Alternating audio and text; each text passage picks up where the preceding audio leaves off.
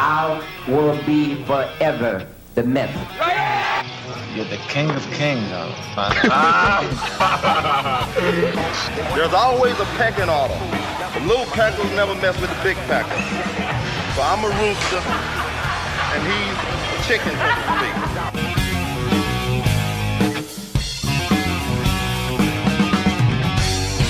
All right, welcome back to the Bodybuilding Legends Podcast. I have two legends of the sport with me today. We're going to review the 1994 Mr. Olympia, which they just had the 30th anniversary for.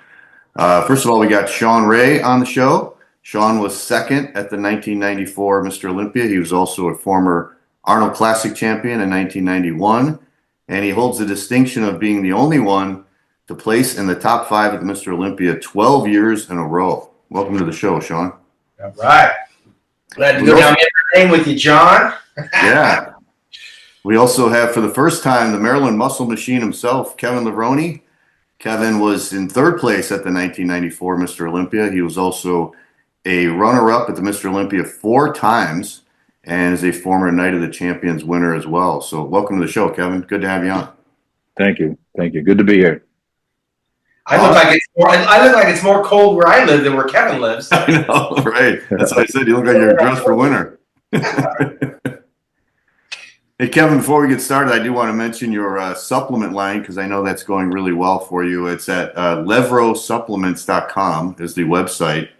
And I was checking it out. You got a real full selection of supplements there. So that's going really well for you, huh? Yeah, thank you. Thank you, John. Yes. Yep. All right. And you're going to be traveling a lot this coming month, right? You're going to Europe, Norway, Ireland?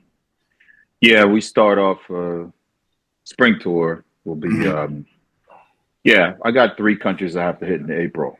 Okay. Mm-hmm. All right. Well, let's start talking about with you, Kevin, because I want to mention you won the Arnold Classic for the first time that year in 1994. In March, you beat out Vince Taylor and also Paul Dillette, who had to exit the show because he cramped up on stage that year.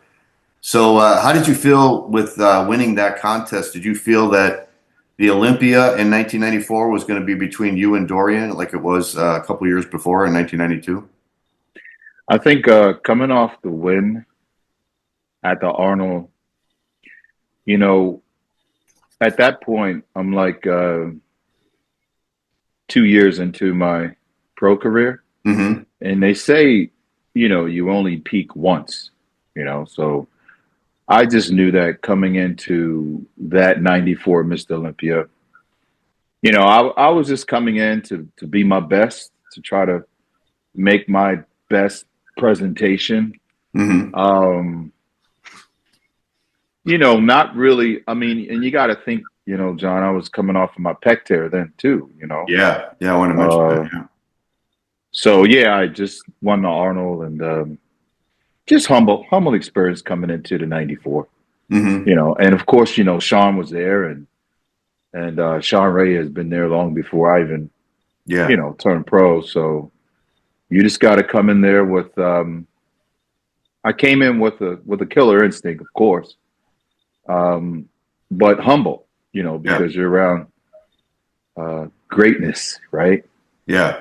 So you're always learning. So that's the approach that I took to that show. Of course, I compete for every show to win. Mm-hmm. And that was just it, man. Sucking it all in. It looked like you were bigger at the Olympia than you were at the Arnold. You were really drawn out at the Arnold, very lean, even in your face. How much weight did you gain between the Arnold and the Olympia that year? Do you remember?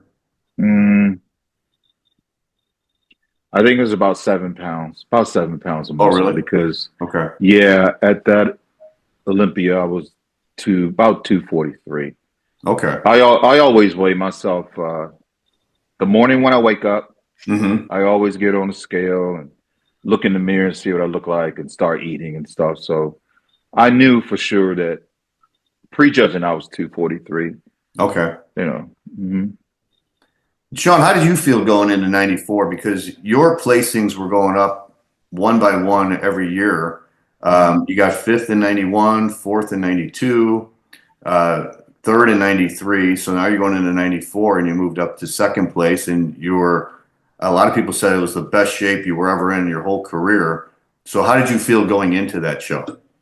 Well, I had a lot of moving parts. Mind you, I was training with Flex Wheeler in 93, debut at the Olympia, and he got second to Dorian. And I, in a little bit of a way, I felt like I was a winner because I was just cheering for Flex the whole time. I mean, Flex at the time was kind of like my one of my pupils. He helped me move into my first apartment back in '88. When he turned pro, the USA's in '92, I think it was. I was right there celebrating with him, and then of course he was Rookie of the Year in '93, winning a boatload of shows. And Kevin was kind of that guy on the East Coast that kind of, for me, came out of nowhere. Flex knew about him before I did, but in '92 when Kevin took me out, I thought, holy crap, I'm going to have to deal with this guy in '93. But I had my sights more set on Lee Labrada than I did Kevin. I conceded in '92 that Kevin was more comparable to Dorian because of his height and weight. Yeah. If I could just get Labrada out of the way, I'll be in the conversation, man. And I admired Labrada since I was an amateur. Kevin, I didn't know very well because he just came on the scene in like '91. Like Kevin said, I had already been third in the Olympia by that time. I was already the Arnold Classic champion, and he was kind of the new blood. I saw him win the Night of Champions. He won he got second at the Mr. Olympia. Now I had to contend with this guy going into '93, but Flex was really the guy that I was eyeballing because if I can get past Labrada, maybe I can get to Flex. And then in '94 came around, Flex got in his car accident. Yeah. And Kevin was coming off of a pec tear. And then, not too far out from the show here, I hear rumblings that Dorian had torn his bicep. And, Kevin was probably the only guy that fully recovered from the pec tear that you really didn't pay any attention to it. I did. I noticed every flaw in every single bodybuilder.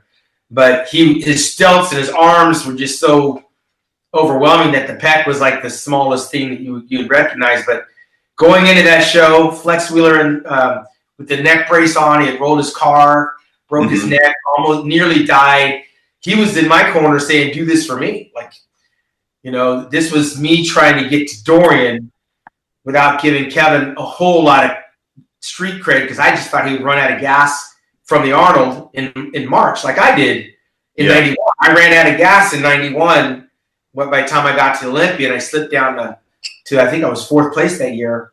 I think it was fourth behind Labrada.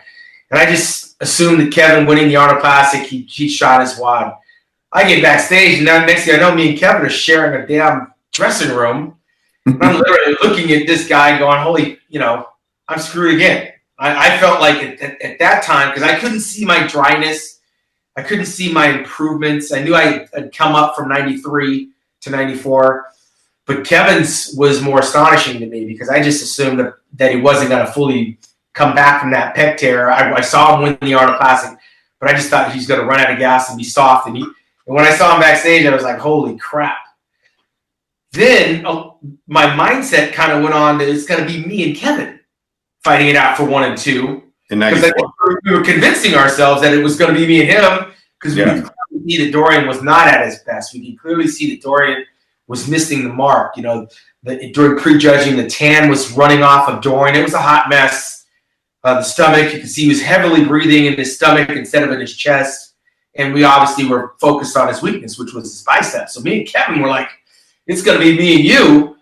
And it was a good feeling for me because it was a long ways from 1992 where I just kind of succumbed to the fact that Kevin's going to be the next big guy and I'm going to have to wait in line. But Kevin's demeanor, the way that he respected my space backstage, the way that I admired his physique backstage, neither one of us, it was kind of like me and him were going USA against England. Yeah. It was us against Dorian, and I felt a little bit more comfortable knowing that Kevin wasn't my adversary.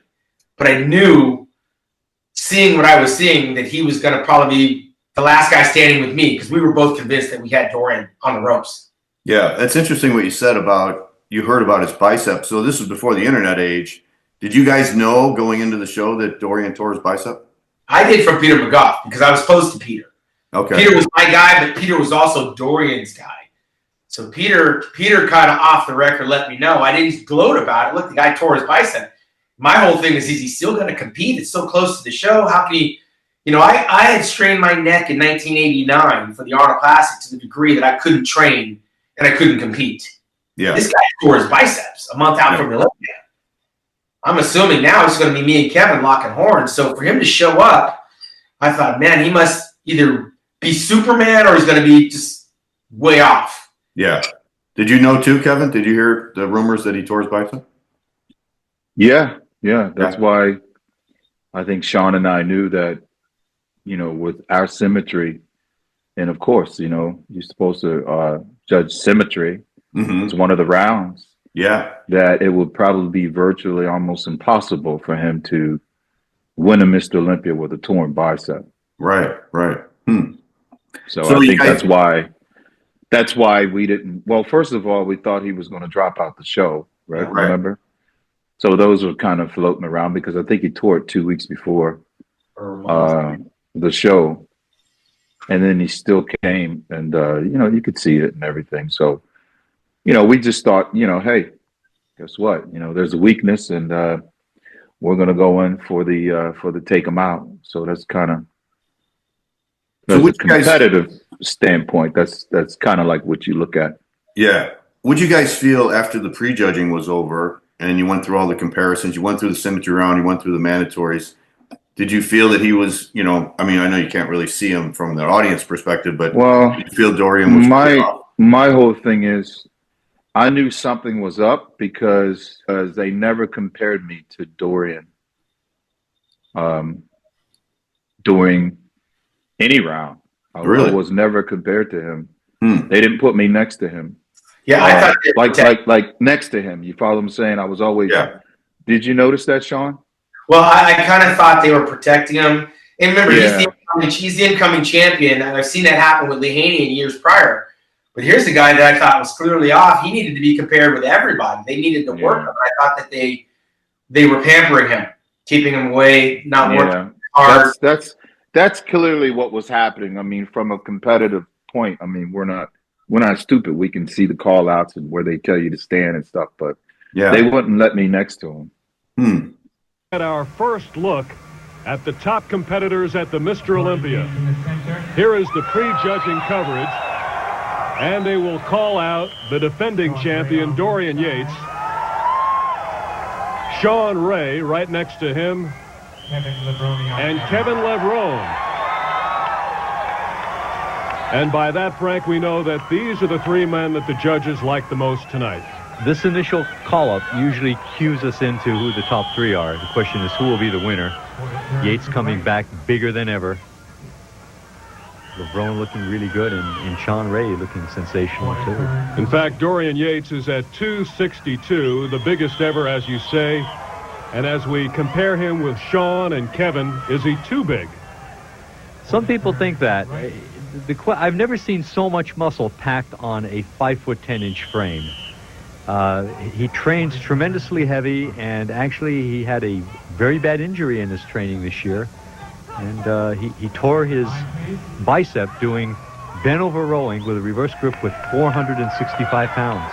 So Dorian Yates competing tonight with a torn bicep on the left side. Yes. How much will that hurt him? Well, we're just going to have to wait and see. If it's very obvious in his posing, especially his compulsory posing, it may cost him. Yates remains down in front. Now Paul Dillette trying to get in between Dorian and Kevin. Kevin moves to the other side, and here is our first look at Paul Dillette, who is massive and very popular in the bodybuilding world. Dillette's a monster. He must go 275. He's just enormous. Fans have come from all over the world to see that man.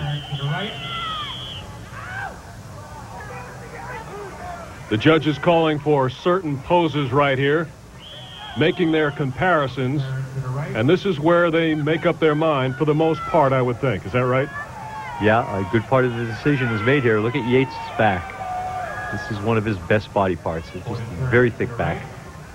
Hard to find a fault with anybody up here, Frank, but what do you notice about comparing the three of them right here? They look really good standing there. This counts for a lot. Paul Dillette has a little bit of trouble controlling the muscles in his back, but in this first round, he comes off very well. Shows good symmetry and proportion.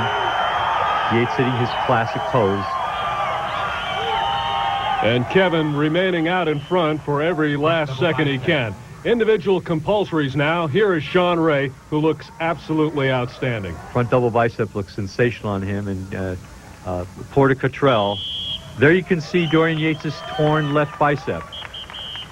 It's quite a bit different than his other bicep. But you can see the mass there. He's bigger than ever and quite muscular, too, at that heavy body weight. Chris Cormier, his first Olympia. Paul Dillette, the big man. Nasser El Sanbadi from Egypt. Nasser told me he goes up to 330 in the off-season. He's competing here at 250, so he loses 80 pounds for this event. Once again, Shawn Ray and Kevin Levrone. Kevin's a big boy, too, weighing about 240.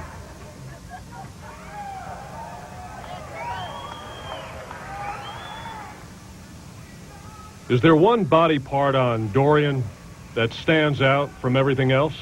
Well, his back is really sensational, but that's one of the strong points is his proportion. Everything is really well developed.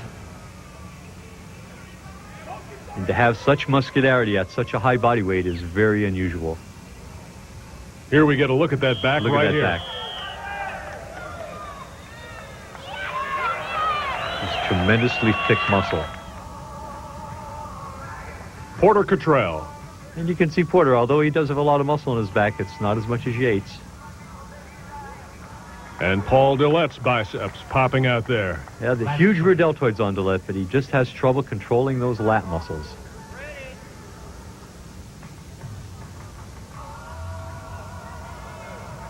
Not a great lat spread. Great delts and arms on that, but the lats could use more. Shawn Ray's back. Shawn's made a lot of improvement in his back. Now look at Yates' lower back. Really Christmas tree-like effect there.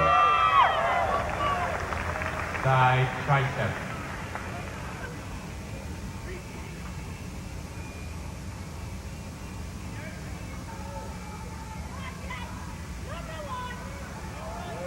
There's just such tremendous muscularity there.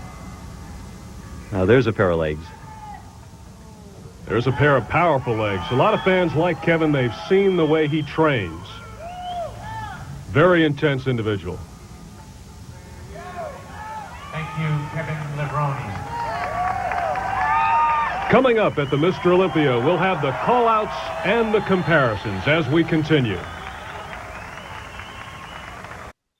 Yeah, it was different back then, right? Because the guy who won the Olympia kind of had a big advantage going into every year because they never took it away from anybody. Like Lee Haney won 8 in a row, Dorian won 6 in a row, Ronnie won after that. So it was not like it is today. Today it's much different. Almost there's like a new winner every year now.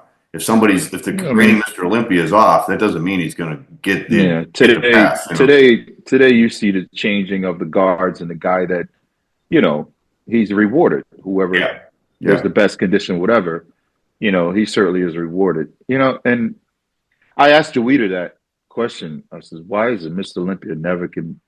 And Joe told me, he says, well, if my Mr. Olympia gets beat, then my show is just going to be like every other show. Okay.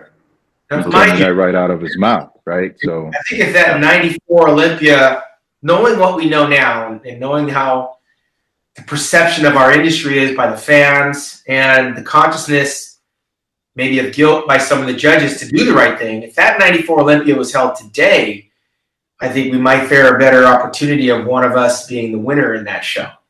Yeah. Oh, I agree. Because I don't think you can get away from it. All said, Shawn, correct me if I'm wrong. It's like, I think during the symmetry round, I think they did give Dorian a perfect score. And the posing round, which they don't score now, but it's back then there was a posing round. Yeah. And of course, Dorian in his all 6 years had never lost that round. And that speaks volumes to kind of how things were run. There was someone else that was in charge back then who's no longer in charge. It was a different time and space. I think the victory I gained from that experience, because me and Kevin were kind of rallying around each other, because we both wanted to upset the champion. I mean, if Kevin won, it's a victory for me. If I win, it's a victory for Kevin. Yeah. And Dorian represented, this big, Goliath out of England, and we wanted that upset win to bring that title home to America more than anything. And I think it was just the idea that I formulated a bond with Kevin at that show backstage, because I didn't have that relationship with Kevin in '93. Mm-hmm. That relationship didn't exist in '92.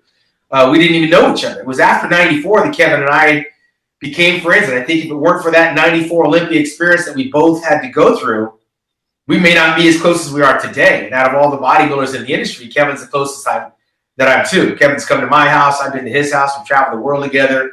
We rely on each other for, general conversation. Kevin was there when my daughter Asia was born in 2005. He was there. He was at the hospital. And there's not a whole lot of people you can kind of carry through a career competing for prize money, going through the criticisms and ups and downs. I was one of Kevin's biggest critics when he made his comeback in 2017, I believe it was. And we didn't even talk for a year. But we're like brothers. We can kind of argue and come back and see things from different perspectives. But that moment in '94, we were both in solidarity that we were going to win. One of us was going to win that show. And it was based on what we knew, our perception of what Mr. Olympia should look like. And Dorian just had too many things going on that were wrong, that we just thought we were going to beat him. Yeah, he had us both on size, but there were so many other things going on that were wrong that I think at the end of the night, I felt just as bad as Kevin getting third as I did getting second. Yeah. And it was, go ahead. well, and it was, the judges, I think everybody was, well, if it's close, you're not going to win. You got to knock the champ out. Yeah. So that's when that whole concept of theory came about. Wow. It can't be close, or, we're never going to get rewarded. Now, was Dorian big? Yeah, he was big. Was he the most conditioned? No, he wasn't the most conditioned. Was he the most aesthetic far as symmetry? No. So you factor in common sense, right? Mm-hmm. Okay, well, what else is taking place here? So being an athlete, you just, you swallow it, you move on, you put it into your training, you go on to the next show, but as Shawn Ray, one thing that I've always admired about Shawn was he didn't bite his tongue, and by him being so outspoken and verbal about things that were happening, in the sport that, wasn't, he felt as though it wasn't right. A lot of us bodybuilders wouldn't say it, but Shawn always had the guts to speak up for us, because he was looking out for us, and sitting back, thinking about his voice today. I mean, it really, I gained a lot of respect for him, because this is a guy who had a contract on the line, but he didn't care. He's going to speak the truth, because he was right. You sit back and you think about it. Everything he said was, it made sense, Yeah. So I saw the passion that he had. He was never a selfish bodybuilder.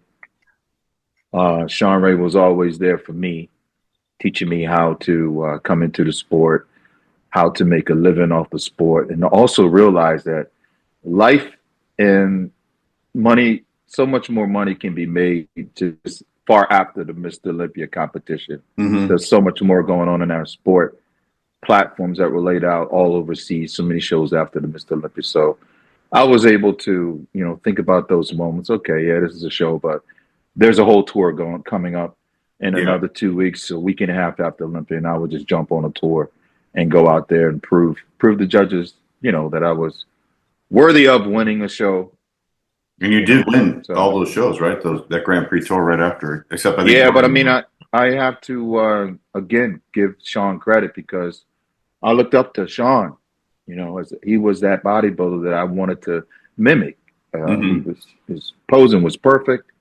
I thought it was amazing. I was mesmerized when I saw him pose, and at the nationals, I would go back and look at his Yeah. tapes, and then seeing him and seeing how well spoken he was in person, I said, man, this guy has it all together. I mean, he had no weaknesses, you know. Yeah. And that's why I thought that it would either be him walking away with that show, because it was the best I've ever seen him. Everything was point on with him. Talk about symmetry, it was perfect. Talk about conditioning, it was perfect. Talk about the posing routine. He had the best posing, always had the best presentations ever. So we thought between one of us, then, you know, hey, it would be our time, you know. Yeah. Shawn, you mentioned when you talked to Flex said, win this one for us. And I think before in an interview we did earlier, a couple of years ago, you mentioned that he was saying that not just for the USA, like bring the title back to the USA, but also bring back bodybuilding to that more symmetrical look, correct? Yeah, and I think that he was also alluding to the fact that if I could win, then maybe he could. Yeah. I think Kevin also probably felt like if I had won in 94, he could, because he'd already beaten me in 92. Mm-hmm. And I think if you ask Dorian, like, what was your worst appearance, he's going to probably have 94 pretty high up there along with 97. Yeah. So at some point, we all have to be real. Like, when were you at your best and when were you at your worst? I think if you ask Dorian, when was he at his worst, 94 will be right there with 97. So at the end of the day, we don't blame Dorian, but you have to have a villain. And I probably gravitated towards Kevin and Flex on the friendship side because we were both here. We were all here in America. We're all the same age, literally, and we were kind of traveling in the same circle. Mm-hmm. And so there were some attributes about Kevin that I liked. I mean, Kevin plays the piano. The guy sings. I mean, he's got a life outside of bodybuilding. He's a father. There were some things that I liked about Kevin. He kind of had a certain flash. He was strong. And then, you know, there's some things I liked about Flex. He's so symmetrical. He had this God-given talent that even though he wasn't the hardest worker, he just does a little bit of work and you grow and you sit back and you go, what the hell? Yeah. So we all kind of had these little things that we would gravitate to. Dorian was the enemy. We made Dorian public enemy number one from the beginning. He never penetrated our circle. He wasn't considered a friend. He was the guy that was over there in Europe. And so we kind of had to always tear him down to build ourselves up a little bit. I was always looking for the flaw in Dorian. And I saw Dorian say something about who was his biggest threat. He actually said Flex was his biggest threat, but Flex didn't train hard enough, didn't have the mental capacity, so he really wasn't that much of a threat. And I would get him up because I would piss him off. I was just, you know, I had a big mouth. Mm-hmm. And I got to say, to Kevin's point, a lot of the things I was saying back then, I knew I wouldn't be the benefactor of some of the things I was complaining about, some of the things I was saying. I knew whatever impact I was going to make, it was going to make post-retirement. And I got to tell you, it feels really good to see some of the things, especially the changing of the title, especially the increase in prize money. Yeah.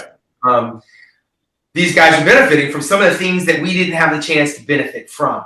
Yeah. And they don't necessarily need a spokesperson to speak out and be that dissenting voice that sounds doesn't. When I was saying the things I was saying, it didn't sound good to the establishment. It didn't sound good to the promoters. It didn't sound good to the judges. It didn't sound good to the coaches. But the athletes could understand what I was saying. They were afraid to back it up. But in retirement, I've heard from so many guys that I didn't hear from at the time in unity saying, I'm glad you said what you said, just what Kevin just said. Yeah. And the young cats today benefit from that. So that, to me, that's refreshing to hear. But Kevin had raised the bar so high for me in 92 that coming off that 94 Arnold Classic, I knew he had a lot on his plate, and I knew he probably would run out of gas. But when I got backstage, before the oil hit the skin, I mean, he was as good, if not better, than that damn Arnold Classic. So to be placed ahead of Kevin validated to me all the things that everyone was telling me outside of that dressing room, where Kevin was basically saying that I had the show, and I'm looking at him saying, if I don't win, then you have to win. Yeah. That 94 experience was validating for both of us because we did everything we could do to win. It wasn't enough, and it would never be enough. Yeah. Kevin, you mentioned that Dorian placed first in the symmetry round and also the posing round, and they had these different rounds. And one of the criticisms that has been leveled towards Dorian after he tore his bicep was how can you win the biggest title in bodybuilding with a torn muscle group? And you're supposed to look for those things like with the symmetry round and the posing round is so important too. And I heard Dorian defend that, and he said that, well, he loses the front double bicep pose because he's got the torn bicep.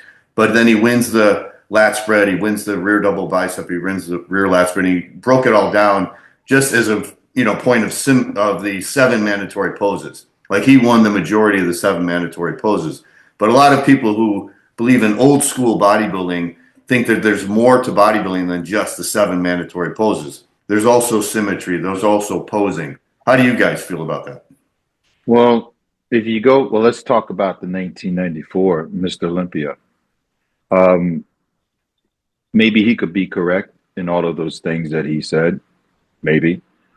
But in this case, in 1994, his conditioning was off. So I think that is the number one thing. If your conditioning is 100% on and you're ripped and you're shredded, and then there's just that one little, then you can get past that. But in this case, that wasn't the case in 1994. We had saw that his bicep tear had actually affected his conditioning. Would you agree to that, Shawn? Well, all I'd have to do is look at the matchup between Phil Heath and Shawn Roden. Phil Heath's Olympia, where he lost to Shawn Roden. Phil Heath was a better bodybuilder, but he was off. His conditioning is what lost him that show. Yeah. Shawn Roden showed up and was in shape. And the judges, the first time that I'd witnessed, maybe with the exception of Dexter Jackson in 08, did the right thing and gave it to Shawn Roden. Bodybuilding did not die as a result of that. It got more exciting. They did the right thing. And Phil Heath's my boy. His first pro win was the Shawn Ray Colorado Classic. I was pulling for Phil Heath, but I could not get past the lack of conditioning and the stomach distension and the idea that if the judges do the right thing, my boy Phil's going to lose to Shawn Roden, who arguably was not as good as Phil, genetically speaking. He doesn't have arms. He doesn't have the back. I mean, there's some things that Shawn Roden did not have, but he beat him because he showed up in shape on the day. And I think bodybuilding got exciting as a result of that. That didn't happen in 94. And I was disappointed that it didn't happen because even though Kevin had the pec tear, he wouldn't have been the first Mr. Olympia to win with a pec tear. We know that Chris Dickerson won with a pec tear. And it was not as noticeable, and he wasn't up against this formidable competition. But Kevin's tear is as bad as it looked when it happened, was disguised by the way he presented his physique. You can't hide the front double bicep, right? And if you turn to the opposite side to hit your side chest, the pose doesn't look as dominating because you're hitting it from the wrong side. So Dorian couldn't really hide the bicep tear, but more importantly, the bicep tear, like Kevin said, affected other aspects of his body, which was most notably the stomach, the midsection, the focal point. And that threw everything off. And he had to be very nervous.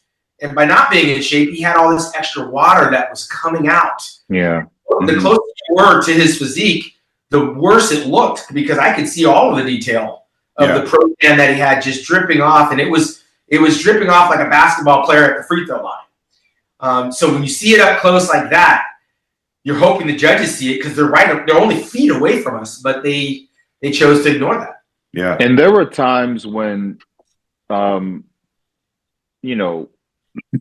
we would hear, oh, well, how come I didn't place where whatever was, you hear it, because your color was off.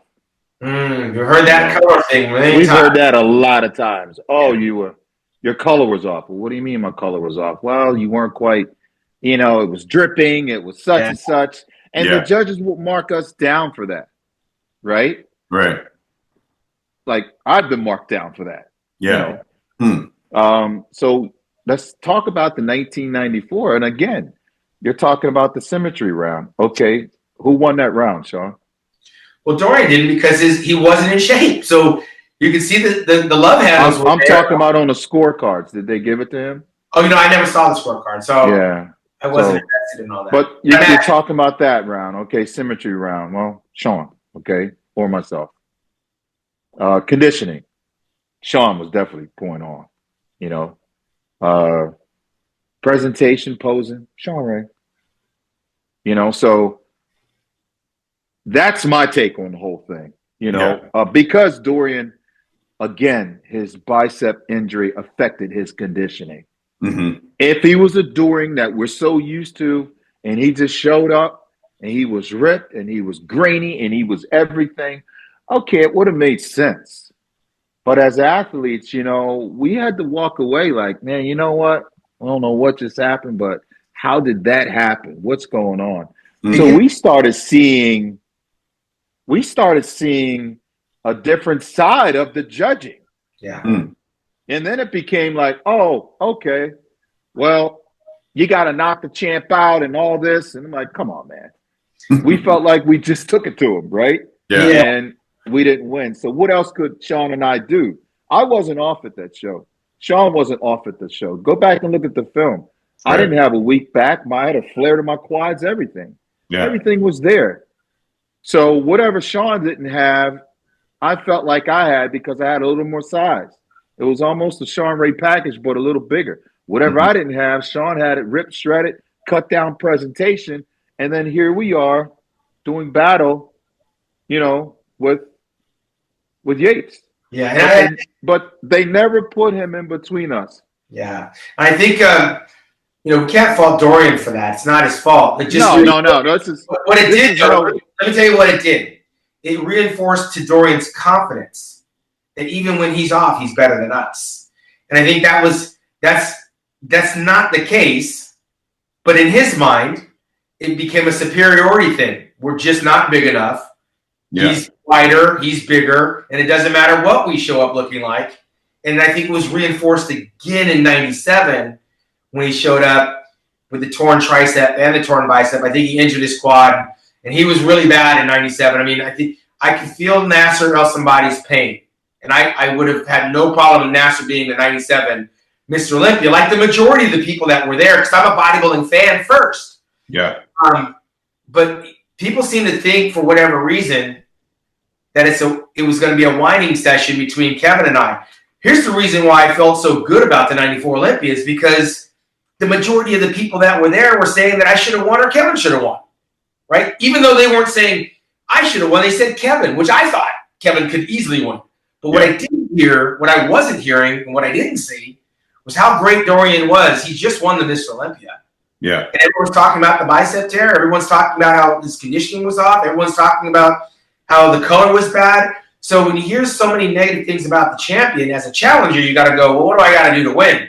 Yeah. That kind of changed the tone for the rest of my career in terms of the purity of bodybuilding, thinking that if you do the work, they'll do the right thing. Kevin was just getting a taste of it because Kevin would go on to get 3 more second places.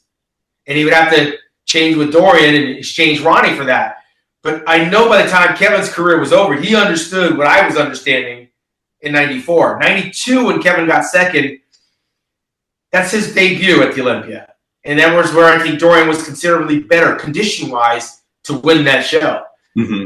By the time Kevin wound up getting 3 more second place, I'm sure he understood what that felt like because Ronnie wasn't always at his absolute best when he won when Kevin got second, especially in 2002. I was a commentator. I wasn't on the stage. I was there. But it seemed very similar in terms of Ronnie's conditioning and Dorian's conditioning in 94. Yeah. But let me make sure that everyone understands. I was fine after 94. There was no animosity. Just because I said I wasn't happy with the decision didn't mean I didn't love bodybuilding, didn't mean I had it out for Dorian personal. I never became friends with Dorian until retirement, which is true for a lot of people. Basketball, Muhammad Ali, Joe Frazier, Charles Barkley, Shaquille O'Neal. The only friend I had during bodybuilding was Kevin and Flex, and I kind of mentored a few other guys like Richard Jones, Chris Cormier, Melvin Anthony. But when you talk about friendship at the highest level, fighting on that level, most of the bodybuilders aren't that close. Yeah. The only thing we have in common is that we're going for the same title and we're going to go through the same thing. I had a great victory in 93 by beating Lee Labrada. I had a great victory in 94 by holding off Kevin Levrone. But we were going to take turns changing places and rotating in and out on that Olympia stage. The one thing that wasn't changing was the champion, and that's kind of where the frustration came. Yeah. I want to ask you guys about the posing. One thing I miss in today's bodybuilding world is the great posing. And Shawn, you were always a great poser. In 94 in particular, I think you used the same song you used when you won the 87 Nationals. And Frank, here comes Shawn Ray. I know you like him very much. Here's a man who has a great chance at winning the whole thing tonight. Of course, he'd have to knock off Dorian Yates, 29-year-old Shawn Ray from California. Well, he just might do it, Joe. You know, there's seems to be a heavy emphasis on performance here tonight. And Shawn is known for his magnificent routine. They call him the Golden Boy, and he electrifies the audience wherever he goes.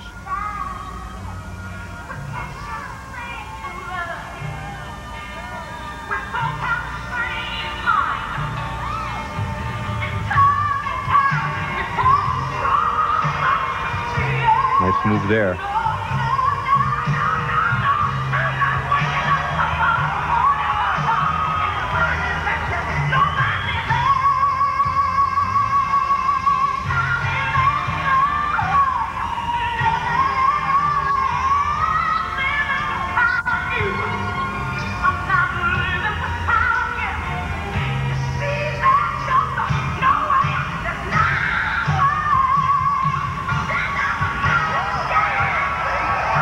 Really sharp, crisp muscularity everywhere.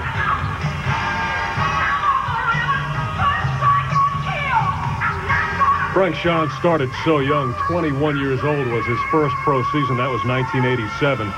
Seems like he's been around a long time, yet really he's still got a long way to go. When you think about it, he could go into his 40s and who knows how long. It's all up to him. Shawn said to be one of LA's most eligible bachelors as well. Written up in a magazine article out there for that.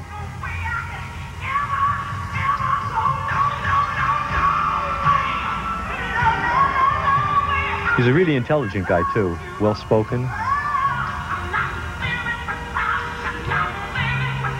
Shawn would certainly like to get into the entertainment field and acting, he told me, and he has that charisma to do just that.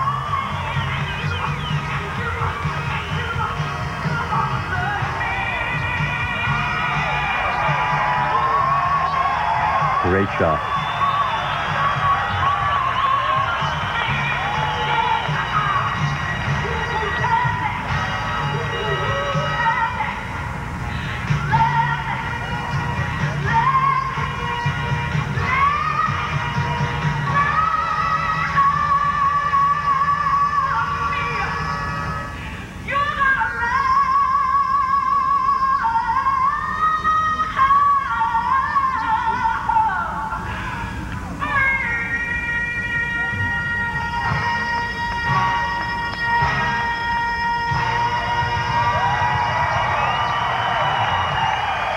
Great performance by Shawn Ray from California.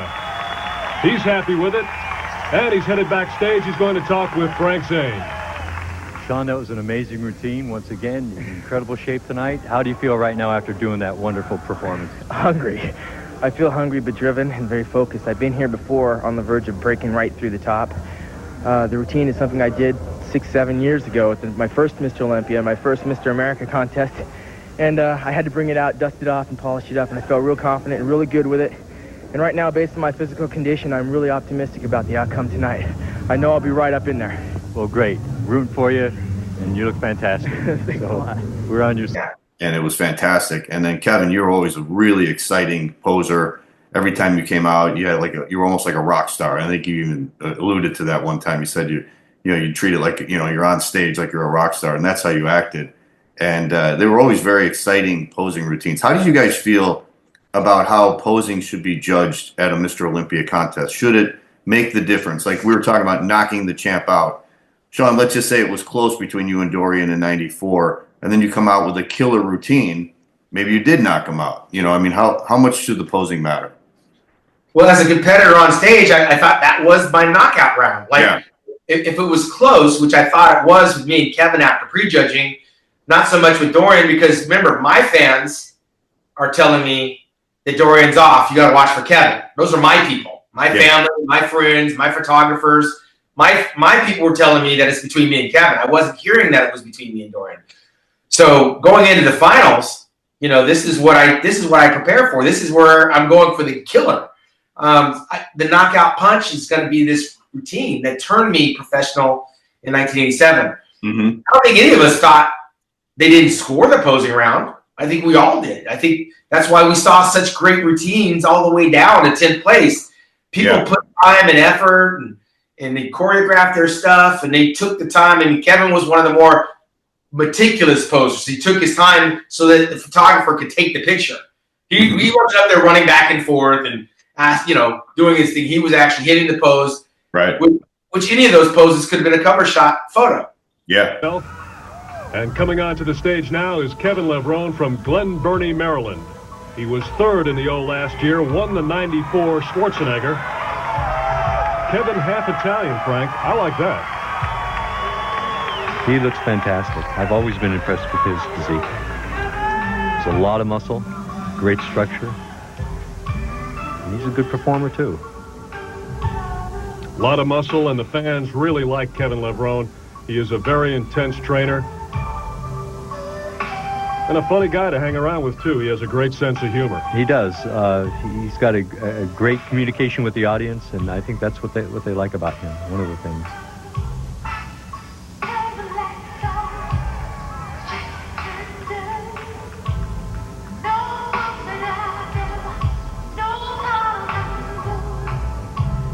Kevin had a bad pec tear, very severe injury. I think it was a little over a year ago, but you can't tell. As hard as I look, I can't tell there has been a severe injury there. He healed remarkably. Of course, when you're young, anything is possible, I guess.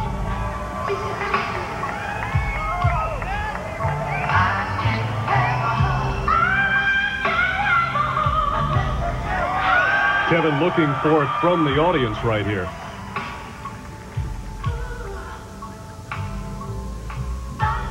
Wants them on his side.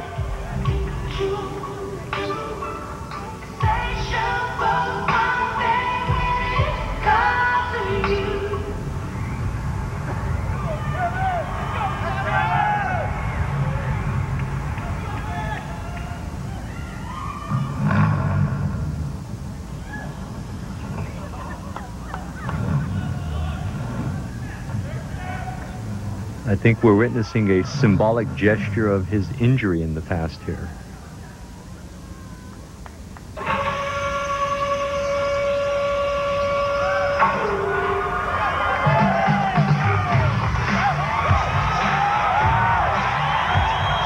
Coming alive.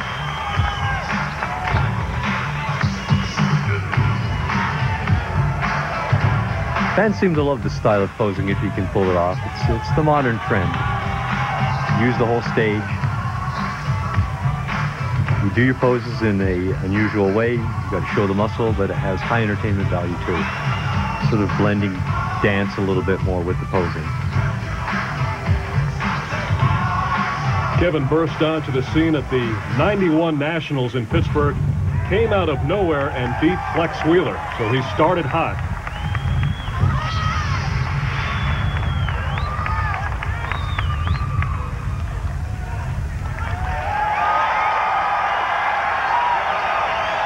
Kevin Levrone had a great time here, and he would like to place in the top 3 or win the whole thing.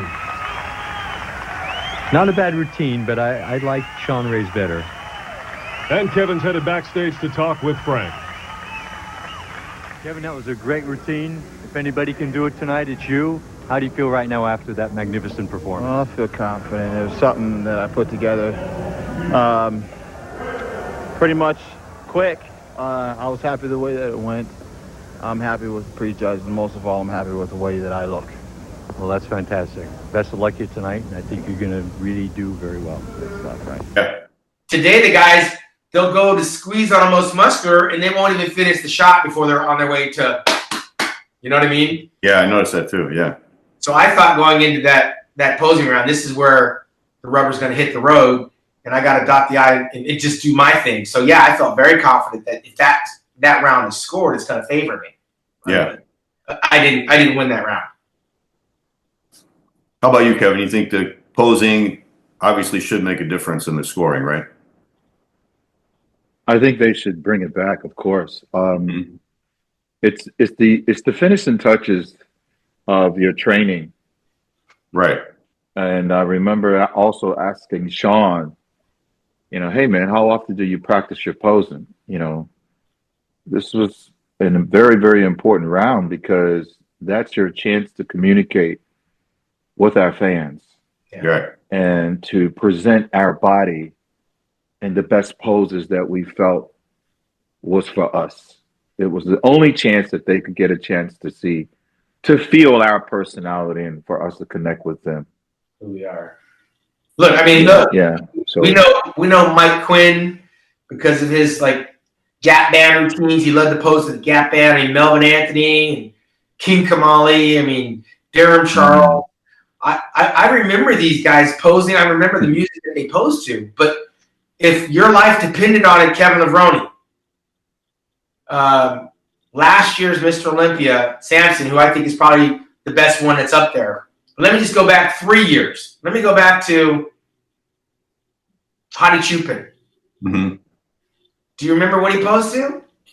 No, I don't remember what they posed to last year. Yeah, again, even last year, you can't remember. No, yeah. I'm 23 years removed from the stage. Kevin stayed a couple of years longer than me. But I can remember, Barry DeMay posing to U2 in 1988, right? Yeah, I do too. I remember Lee Haney posing to Excalibur back in God knows when. It's just amazing because I think the guys because it's not scored, they have no incentive to put forth the effort. Yeah. And Rich Gaspari's posing routines. The music that Rich Gaspari used, I think it was Final Countdown? Yeah. You posed to Kirk Franklin in 97 in Long Beach? Yeah. I can remember these little nuggets from these guys 20, 30 years ago. Yeah. And Lee Labrada, Yeah. So, like Shawn was saying, these athletes had their signature connected to their posing and presentation, and that's what the audience was. They would just show up and wait for us to hit our signature pose. Yeah. Yeah, right. So they would just. A lot of guys would just come just to see the posing routine. Right. Yeah. I would actually when I go off stage and I would go backstage, I was like, "Did Shawn pose yet? Did Shawn pose?" And I'd come up no matter where I was, and I'd make sure that I'm backstage because they had monitors and everything backstage. I wanted to see Shawn's posing routine because I was a fan of Shawn Ray. I was a fan of a lot of these guys that were there before us. Yeah. And because of who they were and their identity through the posing. Hey, Kevin, let me ask you a question. In 94, when you won the Arnold Classic, had you heard about Flex Wheeler's car accident? I'm not sure if it was before or after that. I think it was after that. Yeah. Did you think with him not being in the show, because he was second to Dorian in 93, did you think with him not being in the show, that there was something that you had to do extra because you're coming off that pec tear? I think you were 5th place in 1993, weren't you? Yeah. Yes, I was. I just felt like it was more of an opportunity to win, because Flex is such a threat. Yeah. Flex Wheeler could win a show. He's the only bodybuilder in the world that I felt as though could win a show and be off because his body was so beautiful. Mm-hmm. Yeah. Really. Well, I saw that happen. He could be a tad off, not 100%, but still be good enough to where his muscles are coming through. It's just genetics, man, and still win.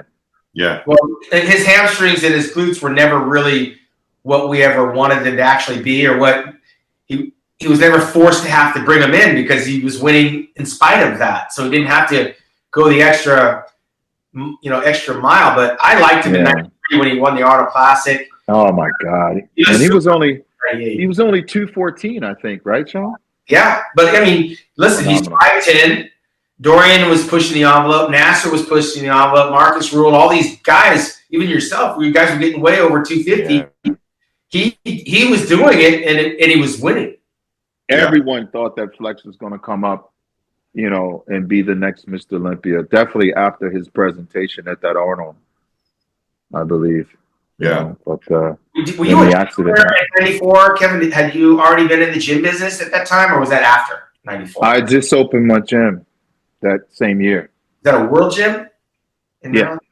You had a lot going on. So you won Arnold, got the $100,000. It was $100,000 in 94, right?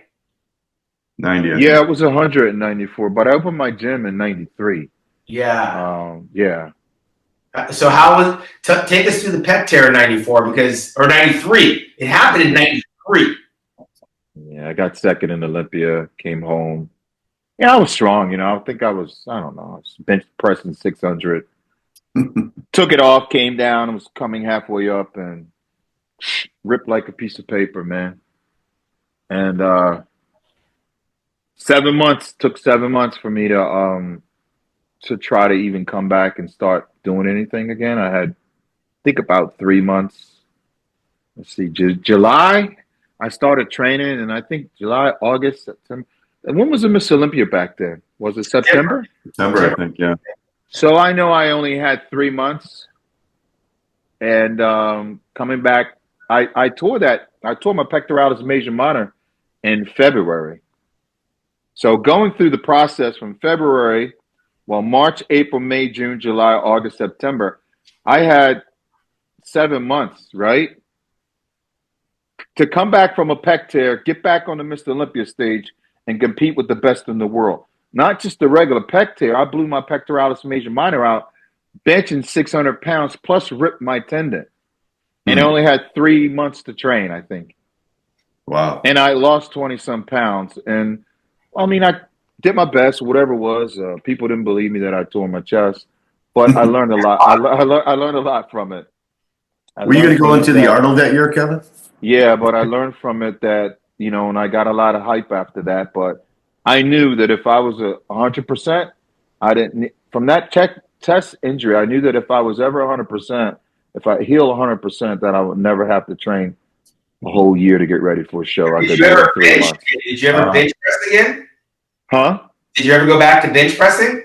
Yeah, I did. Yeah. How much did you go up to? I went up to 500 for about 4 or 5 reps. But I knew that, hey, the muscle has memory. I just proved it to myself with that little time I had. I said, you know what? I got the Arnold coming up, and I went to the Arnold and I won. And I said, you know what? I don't need a whole year to train. I can do it in 4 months. So that's how that whole thing all came about. And you looked really good at that 93 Olympia. Pec tear or not. I read the Flex magazine report, and Peter McGuff was saying the night before you were in great shape. He thought you were going to be one of the top guys. And I think you just missed the peak a little bit, holding a little water on the day of the show. But well, I think I also needed that pec injury to slow me down, because if that had never happened to me, I would have kept training all year round. Yeah. And just probably got way too big and everything. It really humbled me and probably gave me a longer career. Yeah. Because I took off and only worked out 4 months out of the year when I had a show. And I think, I didn't have to do gear all year round and none of that stuff. So when you think, again, your life is falling apart, it's actually falling into place. And I'm here today because I can say, you know what, I didn't juice all year round. I only did it for 3 months to get ready for, or 3.5 months to get ready for a show. And I trained 4 months to get ready for a show, every single show. Yeah. After that, I only put that much time in. And you know what? I can walk. I'm healthy. So everything happens for a reason. I try to look at why this happened and look at the positive in it, and that's what I needed to go through to find out what worked for me. Yeah. If not, then I probably would have been off, doing something crazy, taking more gear. Training heavy all year. Yeah. Crawling off underneath 800 or 900 pounds.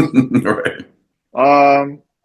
But hey, man, it kind of worked out for me. And, it's okay. I never won a Mr. Olympia, but I learned so much from it. And we're here today to talk about it. What did your fan base tell you after you got third? were you hearing that you should have won or that you should have beat me or? Nah, Shawn. Like I weren't it for some reason. I never looked back. That was just, and never said, you know what? Damn. Like nobody never said that. All I know was after Prejudging said, well, you probably could win. That's all I heard, but I really didn't pay attention to it. When the final decision was made, I know I didn't, and I know you didn't. And I think what affected me more is, well, why we didn't win that show. You know, why? That begs the question. Yeah. That begs the question to jump 1 year ahead because the following year you were second.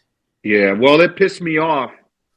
I didn't say anything negative. I've never said anything negative about Dorian or anything like that.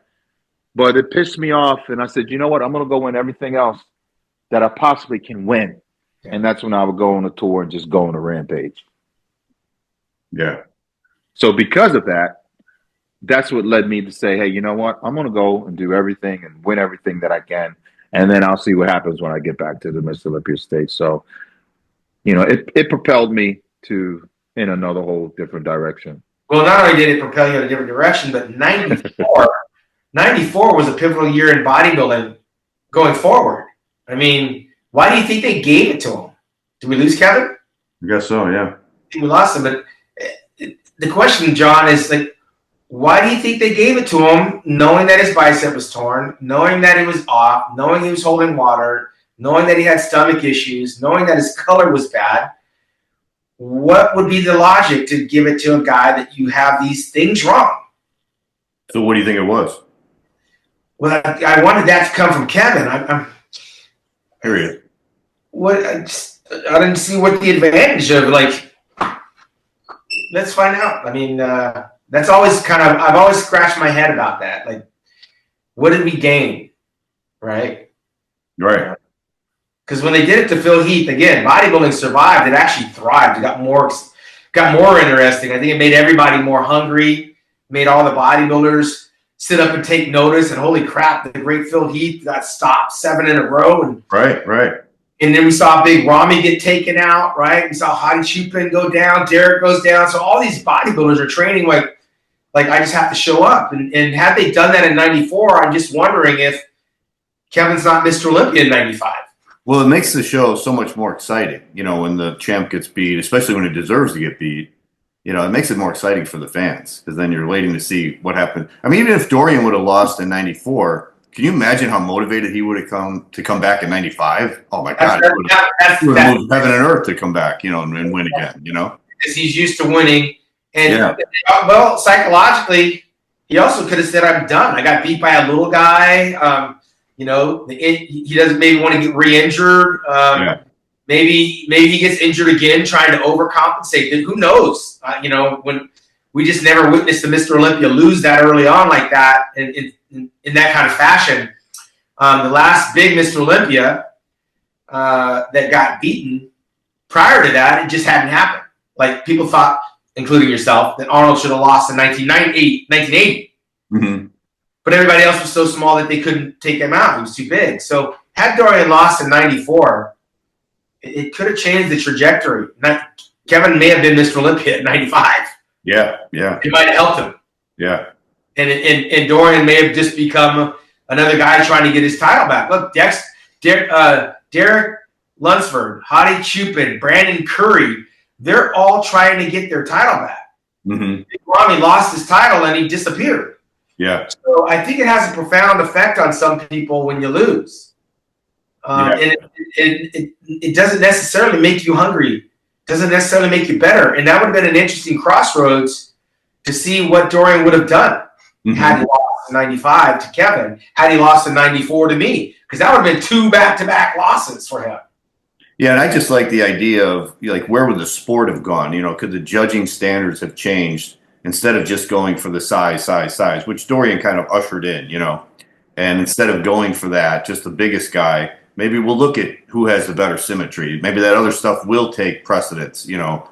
Like in the Zane eras. I mean, Frank Zane was winning, and he was the most symmetrical guy, but he definitely wasn't the biggest guy. And then it changed, the scope changed, and when it went over to all mass.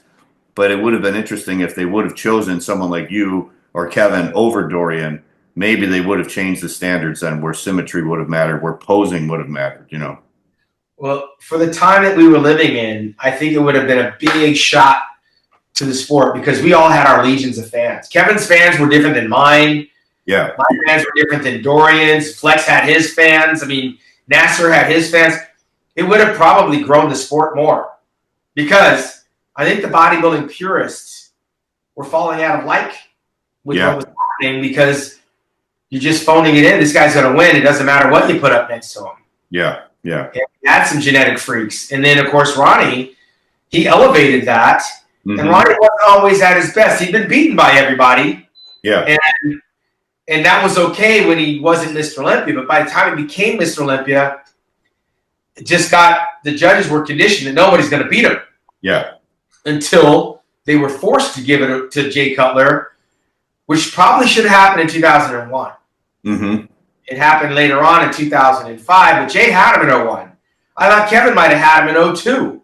Yeah. So, and Ronnie's the guy that would be the first one to go, all right. I mean, Kevin's no slouch. Jay's no slouch. Yeah.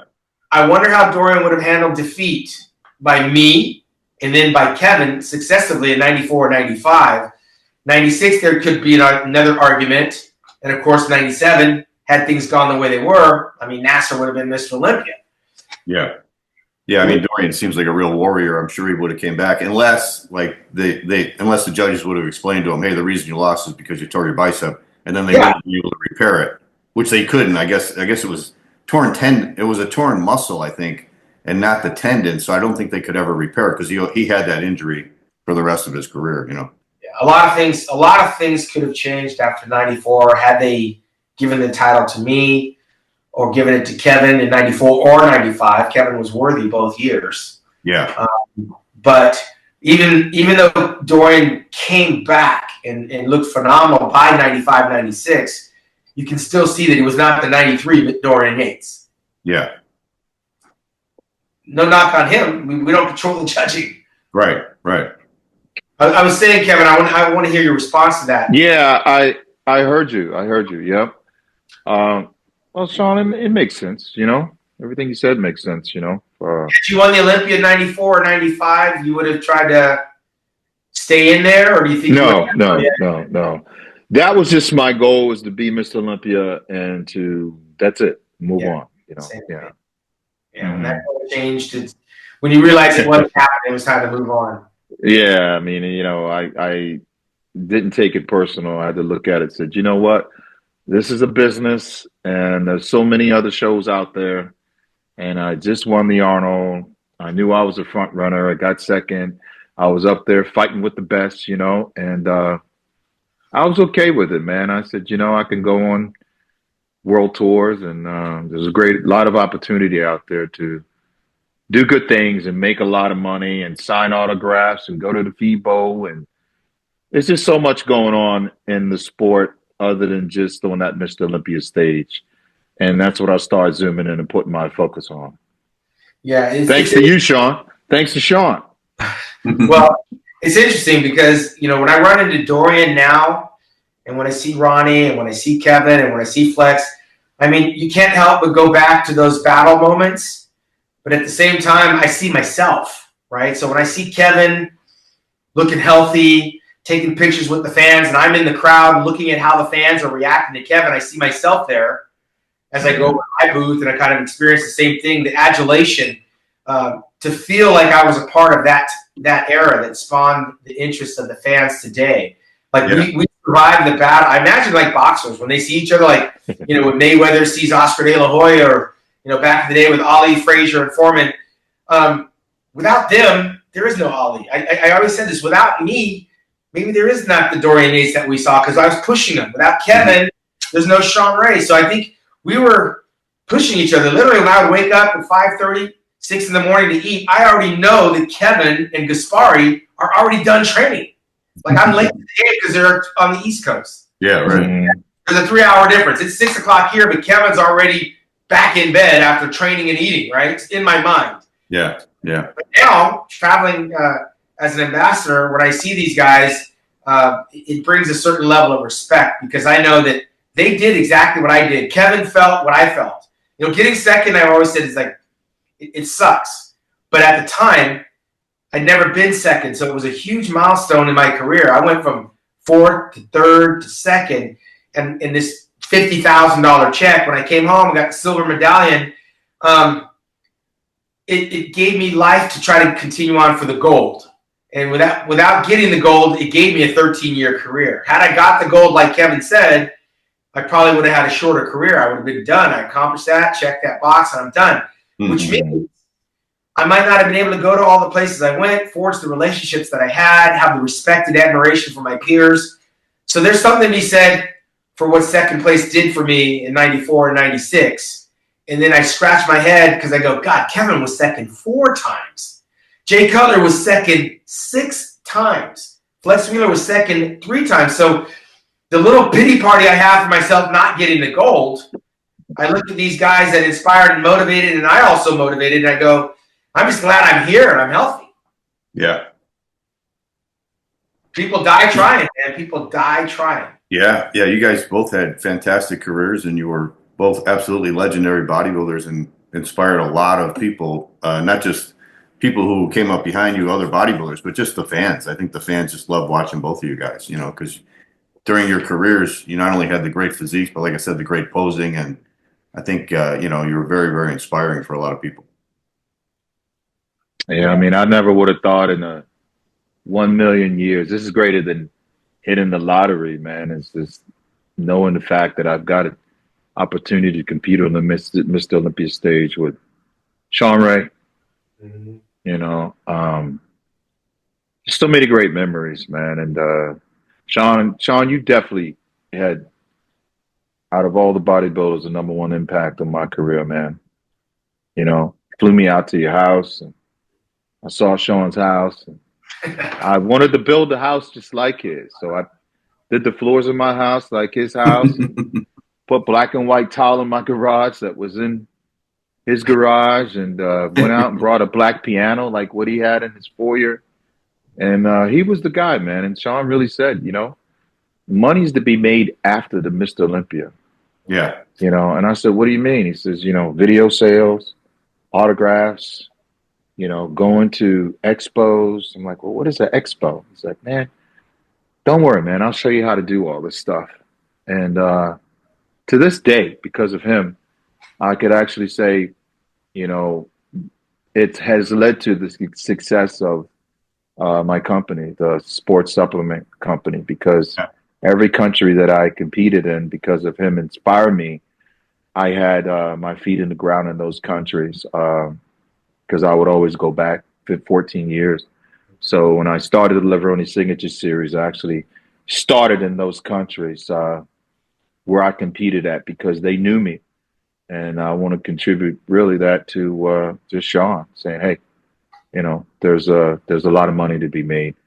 And he's 100% correct, you know, and I think that led to where we are today, me being okay with touring, you know, last year, 25 different countries. Year before that, 27 different countries, nonstop, you know. Mm-hmm. It's all about the sacrifice. It's all about staying humble. And it's the grit. You got to put the grit before the glory, man. Yeah. And that's how it works, you know. And like I said, we're in 90 countries now. And I contributed to my man right there because he was never selfish. And just passed it on and said, hey, man, this is how you do it. Even though I was competition for him, you know, even though we had similar physiques, even though I had a Weider contract like him, you know, he still was humble enough to say, hey, man, you know, this is how it's done. So, I think a lot of that came from that shared experience at the Olympia in 94. Yeah. We get into our own little world, John, backstage, and it's just, you know, it's you against everyone. But for some reason, there was a small door that was open that that mutual respect that Kevin and I had for each other, that I allowed myself to be receptive to feeling the presence of Kevin because I watched him from a distance, right? He'd already gotten second in 92, fifth in 93. He's coming for me. And I think if we weren't thrown together and I had an opportunity to kind of see that he had his feet on the floor and his head on his shoulders, we may not be here today. But the common thread, I think, in all of that was chasing Dorian, right? Like, he's the fly in the ointment. If Dorian's not there, maybe me and Kevin are at each other's throats. But we wanted him. And because he was the guy that kind of derailed a lot of dreams, right? In 1990, Muhammad bin Aziz took care of him at the Night of Champions. In 91, he's standing there with Lee Haney, and then, of course, he went on this 6-year tear. So we spent the better part of the 90s trying to figure out what we're going to do with Dorian Yates. Yeah, Dorian definitely. He was the guy, when I went back to train, I had him on my mind. I remember when I went to Europe one time, went to Temple Gym, and I actually worked out with Dorian. He showed me his reverse grip, bent over rows. Yeah. And we trained. And I even told Dorian, I said, listen, man, because of you, that's why I went back to the gym and just started getting a little more crazy, getting a little more bigger. But now what I did, it still wasn't enough, wouldn't work. But he was certainly a driving force. Like Shawn was saying earlier, we all pushed each other, and if it wasn't for Dorian Yates, I wouldn't have went back and probably put on a lot of size and done a lot of things. So he was definitely, I got to contribute him as, the guy that motivated me, man, to definitely not take things for granted, to suffer and to zoom in, because he was definitely the guy on the radar that all of us was trying to knock off. And because of him, that's probably why the world knows us. Yeah, certainly. Yeah, and we didn't quit. So some of the fans only know what they read or the sound bites they've heard on videos. I stayed at Dorian's house. I emceed the English Grand Prix when I retired in 2001 and went to his house and hung out. Me, him, Ernie Taylor went out to some strip club out there. But it's funny when the gloves are off, right? What the fans don't see is the mutual admiration and respect off the stage, especially in retirement, because there's no real ego involved anymore, and there's no reason to try to analyze his physique, right? I mean, when I was competing against him, anything that had to do with his physique, with the exception of giving him compliments, I felt would get under his skin. I'm not going to talk about how impressive his calves are, right? I didn't want to give him props on how big and bad his back was. I couldn't give the guy a compliment, and I think that's probably got under his skin, because all he heard out of my mouth was the bad stuff that you don't want to hear. I always kind of felt like I had high calves and I was a little bit narrow. I didn't want to hear that crap, right? Yeah. So if someone said that, I would remember it and I wouldn't like them. So I only talked about Dorian's weaknesses, and I think that got under his skin. But when it was all said and done, we're as different as night and day. But the journey for all of us, the mental mindset, the idea, the Joe Weider dream, the sleepless nights, the painful workouts, the overindulgence in the food, we all were on the same path, just different way to get there. And I needed Kevin as much as he needed me to make it to that 94 Olympia. And I'm 100% certain that without me and Kevin pushing Dorian, he wouldn't have been Mr. Olympia 94. Yeah, we all get along, man, to this day. I mean, I see him out on the road, we dap each other up. It's nothing but respect there, Oh yeah, for sure. What you hear now is you asked Shawn and I to go back to 1994, go back in method mode, and that's kind of like you got to get that little psychic crazy going on. I mean, that's who we are when you start talking about oiling down, getting on stage, and going through posing routines. We start thinking about the suffering and the pain that we went through, and it's a dogfight, man. So, out of all due respect, step back and look at it now, and those are the moments that made us who we are. Yeah. Well, I appreciate both of you guys joining me on the show today, and it was great reminiscing about the 1994 Mr. Olympia. So thank you very much, Shawn, and thank you very much, Kevin, for joining me, and I really appreciate it. Absolutely. Listen, I don't have anything older than like 30 years, except for those awards I got when I was on that Olympia stage. You can see it over my shoulder. Mm-hmm. Those medals are a reminder of what I didn't think was possible as a teenager. Right?